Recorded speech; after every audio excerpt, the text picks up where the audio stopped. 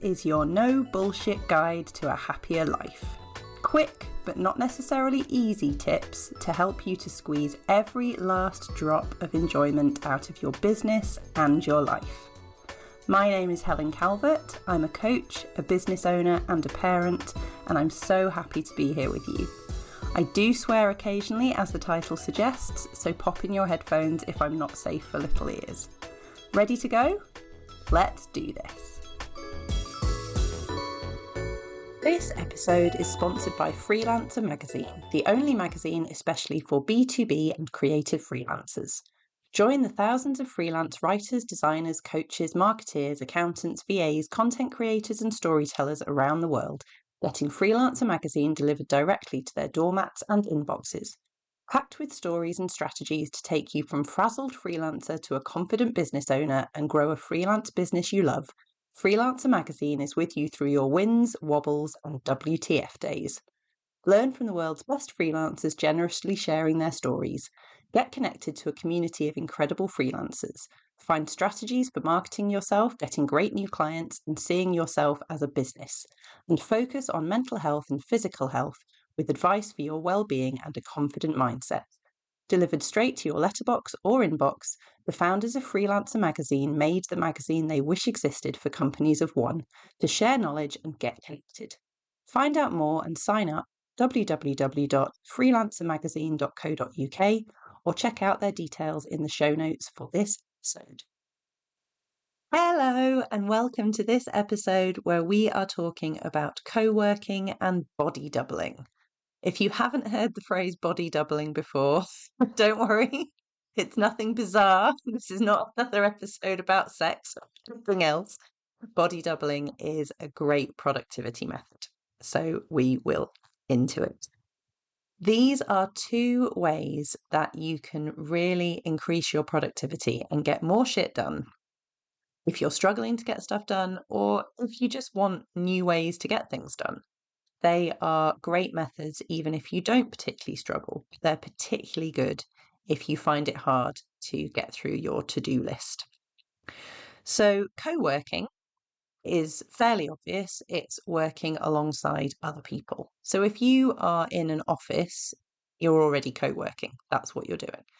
But those of us who have our own businesses, who work alone, who work from home, who aren't usually around other people, quite often we can find that co-working is really helpful for getting stuff done.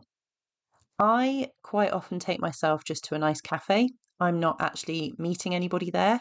So this isn't strictly co-working, but it's just being around other people. If I have particularly hard things to do, I might just want a change of scene. I might want a bit of background buzz because it all depends on what kind of noise actually helps you. I can't always work in complete silence. I like a bit of background cafe buzz. And of course, there's coffee and cake on tap. So how fabulous. So sometimes it can be just taking yourself to a different place and working in the same space as other people, regardless of what they're doing.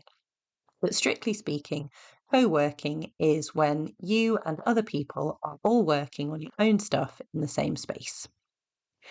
And you need to make sure that not everybody is a chatterer, because otherwise it becomes a coffee morning, a meetup, which is great. Social contact is fantastic. But if you're trying to get stuff done, you need at least one person who can actually encourage everyone to get some work done.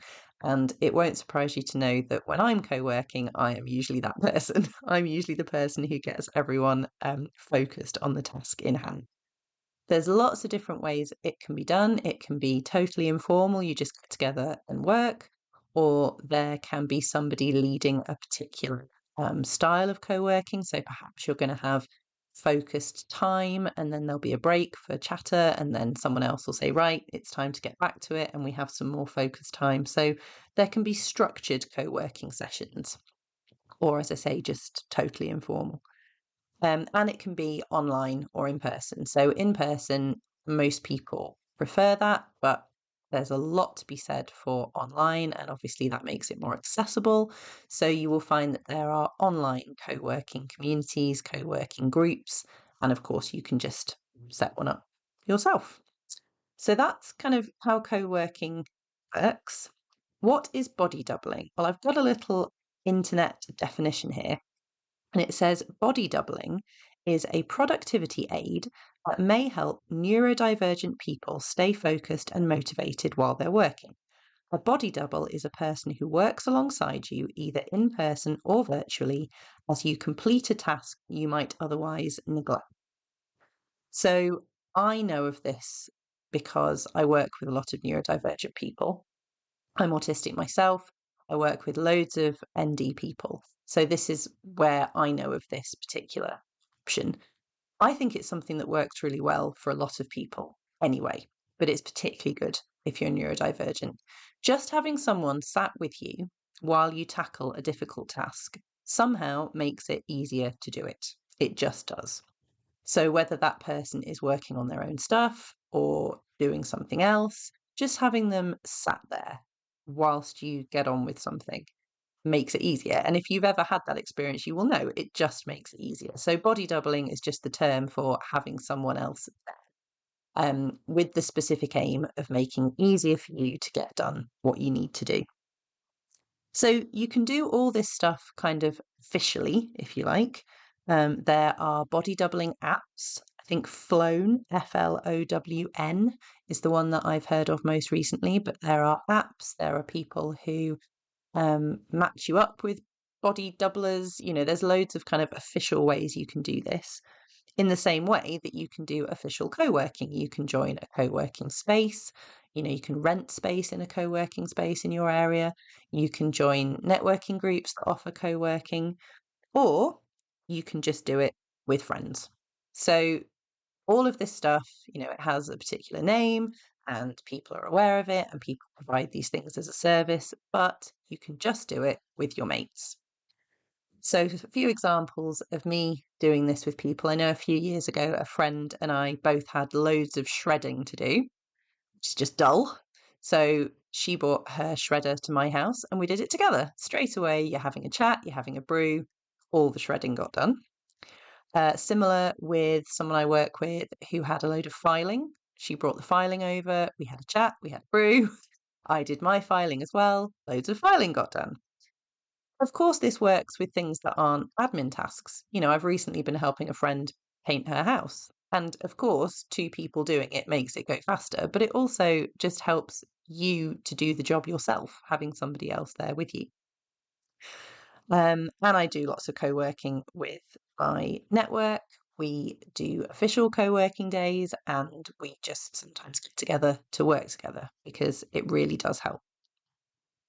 The important thing is to use it for the hardest jobs. So if you have some co-working coming up that you've booked into or someone's invited you along to, the best use of it is to think, right, what are the jobs that I'm dreading, that I'm putting off, that I really don't want to do, that I can't face, that are so boring, it's just mind-numbing. Those are the best tasks to do when you are co-working because it will make it easier to get them done. You'll have people to ask questions of if it's getting tricky. You'll have people to just complain to and just say, oh my God, this is so boring. I can't believe I'm having to do this. And people will commiserate with you. It just makes it easier. Just this morning, I have helped a client fill in a gargantuan council form. You know what these forms are like. One of these forms that wants the ins and outs of everything you've ever done, everywhere you've ever lived, every thought you've had, pages and pages. I mean, it would just have been mind-numbing for her to do it by herself. So we did it together and it's got done. So those are the tasks to save for co-working and to do if you're body doubling. It's for the really hard stuff. If you've ever heard the phrase eat the frog, which is a really bizarre phrase when you think about it, but it means do the hardest job first, get that out of the way. So it's those kind of tasks. It's like the stuff that is sat on your to-do list that's just looking at you and it's never going to get done and you know it needs to get done. And if that is the case, if you're thinking now, yeah, I know which task you mean, Helen, that's the thing I'm avoiding. Who can you call up and just say, do you know what? Can we just, even if it's just hopping on a Zoom call, we don't have to get together, but can we just hop on a Zoom call together? You do your stuff and I'll do this task that I've been putting off forever. And then, we'll have a cuppa and have a little catch up and celebrate the fact that I've finally done this task. It just makes it so much more pleasant. Which brings me to our mindset block alert for this episode, because we have it in our heads that we should just be able to do this stuff. I don't know why we think that, because we're communal creatures as humans. So I don't know why we imagine we should be able to get all this kind of stuff done alone, but we imagine that we should. That is not the case. As I've just said, we are sociable creatures. So doing stuff alone, such as, I'm an introvert, a lot of us like our alone time, but doing hard stuff alone is not really what we're set up for. So there's no should. Add into the mix mental health, neurodivergence, physical challenges, everything that gets in the way of us doing things that are tricky. And then add into the mix a lot of tasks are set up purposefully to be difficult. Going back to this form I was helping someone fill in this morning, this is to access some support that really, they'd probably rather nobody accessed. So they make it as difficult as possible. And that is true for so many things. So if you're looking at a particular task and thinking, oh, why can't I just get this done? Perhaps it's been set up to put you off doing it. But even if it's something that everybody else seems to find easy, we all have our own stuff. We all have the things that we find hard. And there's no should about supposedly doing it by ourselves. It is just easier to do things together. So why not make things easier? Why not create an opportunity to get some stuff done with other people? And if you're fortunate enough to know lots of other self-employed people, then that's great. They're going to be totally up for it. But let's say that the people near you, you want an in-person meetup, but all the people who are actually nearby don't have their own businesses. They will still have stuff they need to get done. They'll have life admin. There's always things that need to be done. They'll need to read the 10,000 emails from school they haven't looked at, so there's always an opportunity to get difficult things done together, even if you're not with other business owners. So just making things as easy as possible for ourselves is absolutely the way forward for any kind of productivity. And in this case, it's about doing things together. So who can you ask to do things with you? Can you forgive yourself for that being something that you need? And does it matter that that is something that you need? I had a client a few years ago who is self-employed, worked from home, and kind of admitted to themselves, and it felt like an admission, it felt like something they were a bit unwilling to admit, but admitted to themselves they much, much preferred working with other people. And that can feel a little bit scary because does that mean I shouldn't be self-employed? Does that mean I have to go and get a job? Does that mean I can't ever get anything done? No, it just means you like working alongside other people. So it means that organising regular get-togethers, whether it's in an official co-working space or in a cafe or in your own home, is the way forward. And my team and I do it quite often. If one of us is having a bad day, the question is, do you want to come around and work here?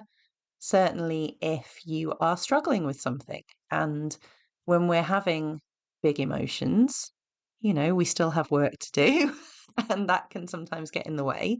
Again, it makes it so much easier if you just go to someone's house or meet up with someone, have a hug, work together. And as I say, it doesn't have to be in person. Online works really well. You're already sat at your desk. They're already sat at their desk. Why not open a video call and just get on and work side by side? You can mute yourselves or you can chat, whatever works best. But if you have never tried it, I highly recommend that you do.